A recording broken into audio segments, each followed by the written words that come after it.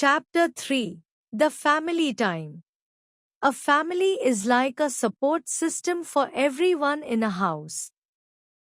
Every family member has its own importance.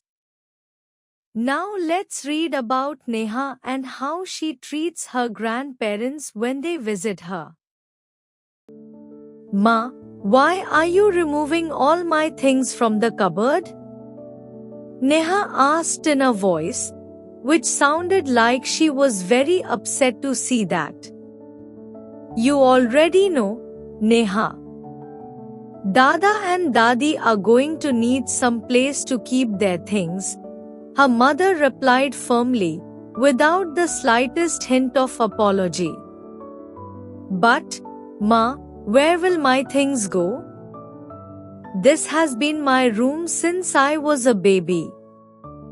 Why should I give up everything just because Dada and Dadi are coming to stay with us? Cried Neha, just as unforgiving. Come on, Neha. You are not giving up everything.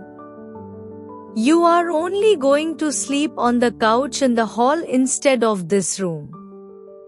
And your things can be accommodated elsewhere, replied her mother, trying to be sensitive but feeling rather exasperated with her daughter's endless objections.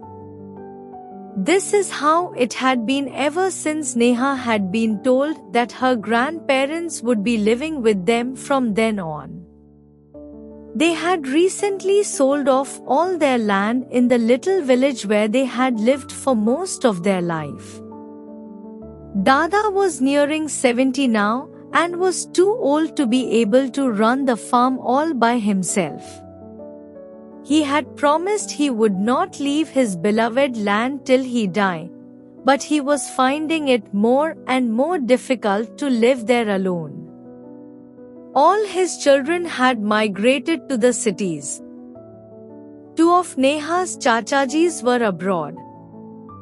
Only Papa lived in Pune while Geeta Bua was in Delhi.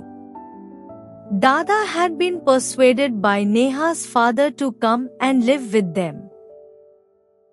Papa wanted all of them to be together as a joint family. He could then take care of his aging parents. Of course, Neha enjoyed meeting her grandparents during her holidays, but that did not mean she was going to be happy giving up her room for them. Neha was an only child. Never in her life had she liked sharing anything, and she wasn't about to change now. And so it was that when her grandparents came, Neha was at her fussy, irritating, brattish worst. She made a big hue and cry over how she had lost her room. When she wasn't making rude comments, she would not talk much and pretend to be glued to her favorite program on TV. She was not very polite and complained, though not directly, for she was too afraid of her father's wrath. It was true that having grandparents live with them needed adjusting to a new routine. They were used to a different way of life. Neha's grandparents woke up much before anyone else did, and that made things awkward. Dadi was forever doing some puja or another, and if there was objection to onions in the food one day, it was eggs the next. They would not go to eat out at restaurants. They would not watch movies in theaters. They would not enjoy shopping just for fun.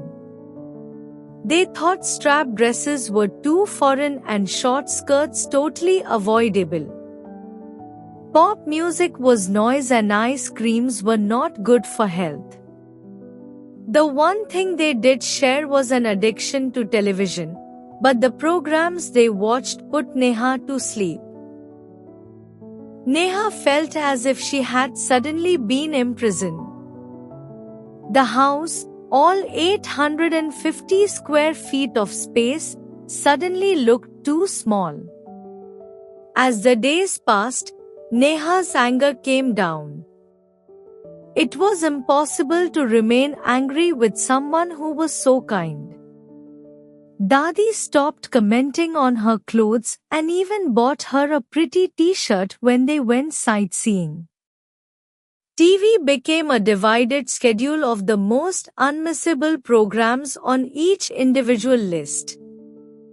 Dada helped Neha with her projects and he was a big help with the maths syllabus. He also got Neha into the habit of reading the newspaper and they would exchange world views when he walked her to the bus stop every morning. Neha's mother worked in an office and she left her along with her father every morning. Breakfast was always cornflakes, and it was usually sandwiches for Neha's tiffin. And when her mother got back in the evening, she was so exhausted that food was never a great culinary journey. But now Dadi had taken over the kitchen. She actually said she was getting bored of doing nothing. Dadi was a fantastic cook. Suddenly, they were being pampered with the most divine paranthas and sabzi, mithai and pakoras, salads and pickles. Neha's mother could now slow down a little and rest her feet. She even had more time for her daughter. She was reassured that her child was in the most caring hands possible, till one day when the grandparents announced, "We are thinking of going to Geetha's place for a while." Before anyone could say anything, Neha burst out, "Oh, can I have my room back then? Dada Dadi, when are you going?"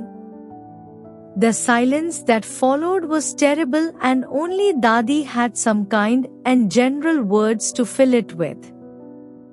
Later, apart from her room, Neha got the worst firing she had ever received from her parents. Anyhow, she had what she wanted and in 2 days' time, they were a nuclear family again. But it was a lonely achievement. There was no one to come home to but the silly TV. There was no one to talk to. Her mother was again harassed and overworked with no time for anything or anybody. But most of all, the noise and bustle of one big happy family had faded into silence. The house, all 850 square feet of space, suddenly looked too big. When the phone rang the following night, just like they had expected it would, it was Neha who ran and picked it up to say, "Dada Dadi, when are you coming back?"